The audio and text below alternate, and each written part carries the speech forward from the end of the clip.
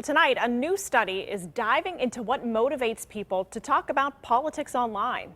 Joining me now live over Zoom is social media expert Natalie Pennington. Natalie, thanks for taking time for us tonight. Thanks for having me. Natalie, what did you find when it comes to your study? Why did people decide to engage in political talk online?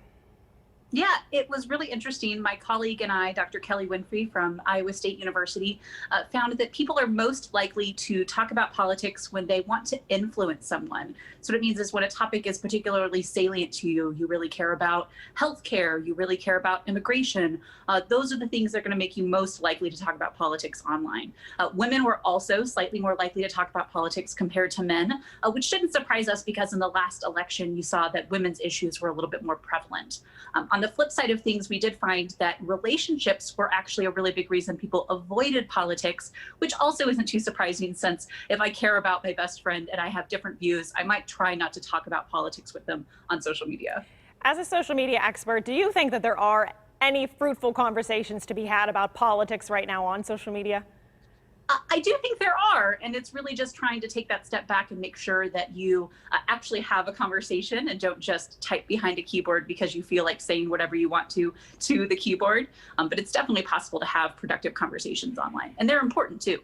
Especially when you're dealing with your friends, how do you know when to engage and when to just disengage and keep scrolling? Yeah, so in my data set, it's not a part of this published study, but it is in the data. I did find that people said they were more likely to talk to someone if they felt like that person was knowledgeable about politics.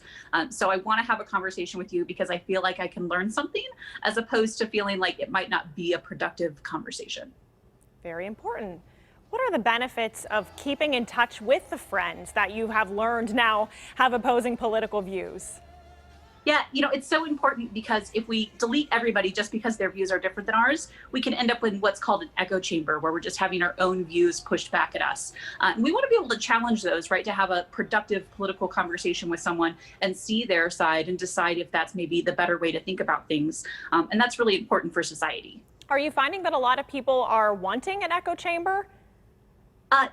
Surprisingly not. So what I have found is that people aren't necessarily unfriending, but they might mute somebody. So kind of one tip is that if you're tired of political conversations right now, which a lot of Americans are, then you can always hit hide or mute for 30 days. And since we're more than 30 days out from the election, it's not a problem. But that's definitely one way to deal with that and still keep those relationships. So maybe later you can have that conversation. The mute button is the best button ever. Natalie, thank you for talking with us tonight. We really appreciate it. Thanks for having me.